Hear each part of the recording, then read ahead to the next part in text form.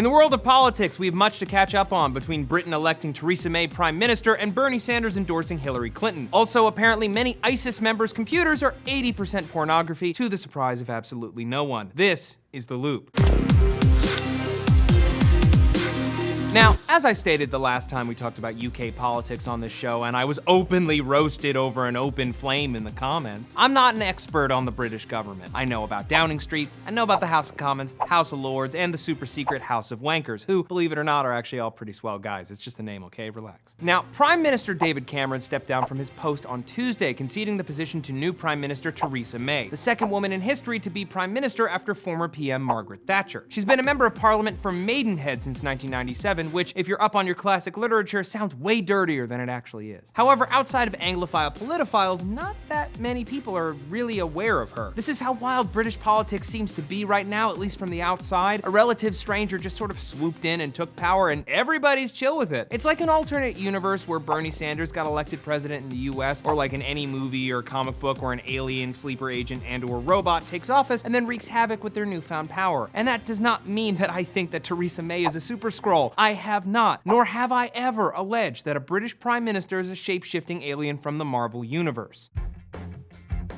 Guys, 2002 is the best year ever, and I'll tell you why. I was on my way to go see Lord of the Rings: The Two Towers in theaters while listening to the Eminem show. I'd just gotten my hair dyed Aaron Carter blonde, and I was thinking about how, like, Firefly is gonna run for 20 years. Also, did you know that Tony Blair is totally a super Skrull? Okay, except that time, but 2002 was a very confusing year. We'd all just seen Spider-Man, we were all really high off of that, and anyway. But she did announce that she's going ahead with Brexit, something that she's always been publicly against, and she just appointed former London mayor and current object of derision Boris Johnson as foreign secretary. Now, again, I'm just an outsider, but don't these decisions baffle anyone else? Show of hands? Now, it's entirely possible that weeks ago, when the Brexit referendum passed, this is what happened. And now, a new segment, British political puppet theater. After winning the Brexit referendum vote, Boris Johnson said to himself, "Oh shit, we did it. I could lead the country. But whoever is prime minister during this transition will likely be the most hated prime minister in recent memory. I don't want the job. Does anyone else?" Not me. Not me.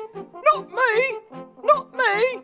I'll do it. And that's how Theresa May got chosen as the head of the Conservative Party. Really. Like, really. So now Boris Johnson is foreign minister, which is a problem. You see, a foreign minister has to collaborate with all the countries in the EU that Boris Johnson just pushed to abandon. It's an even more thankless job than prime minister, really. At least people remember their prime minister after they're done hating them while they're in office. I guess we'll just see how this one turns out.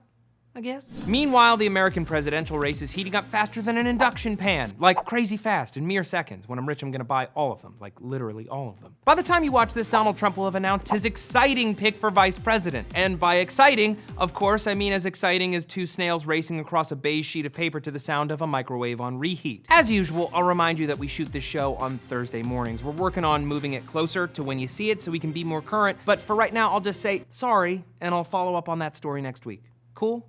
Cool. But hey, Donald Trump had plenty to contend with this week, with Supreme Court Justice Ruth Bader Ginsburg, aka the notorious RBG, aka Big Guinea, aka Women's Fights, coming out against the real estate developer, calling him a, quote, faker. Ooh, she said the F word, she's in trouble with apparently everybody for some reason. Now, while she's far from the first Supreme Court Justice to get involved in a presidential race, something that's been going on since John Adams was running for president, seemingly the entire political establishment shunned Justice Ginsburg for her comments, and she quickly retracted them, citing her regret over her ill-advised statements. Damn.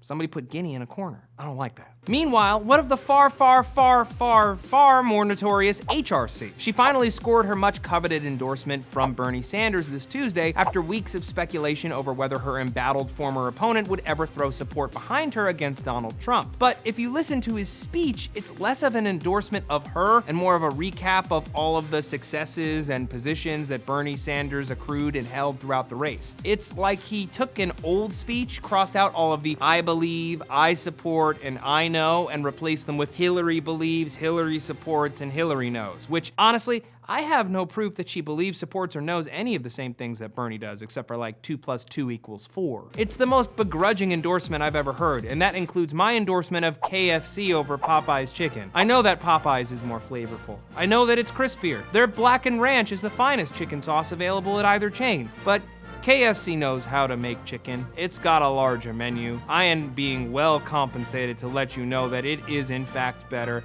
Hashtag sponsor. This is the part where, because this is where we're at with the internet, I need to specify that I'm not actually sponsored by KFC or Popeyes. I just love chicken and making jokes about it. No, Bernie Sanders' endorsement is mostly a signal that he knows he's finger-licked. He has no other political path forward, and he's pissed off just about every establishment Democrat. This move is to make peace with the media as he pushes his new book, Our Revolution, A Future to Believe In, which isn't that much better than the original title, Burn It Down, Burn It All Down, This Country is Rigged Because I Say It's Rigged. Also, Hillary needs this endorsement badly. As perhaps the first politician to lose credibility by being cleared of criminal charges, she's lost her national lead in the polls, slipping into a dead heat with Donald Trump. They're now tied at 40% each, and 67% of the country considers her untrustworthy. Awkward. Speaking of awkward, current President Barack Obama and former President George W. Bush attended the funeral service for the 5 police officers who were killed in last week's Dallas shootings, where this happened.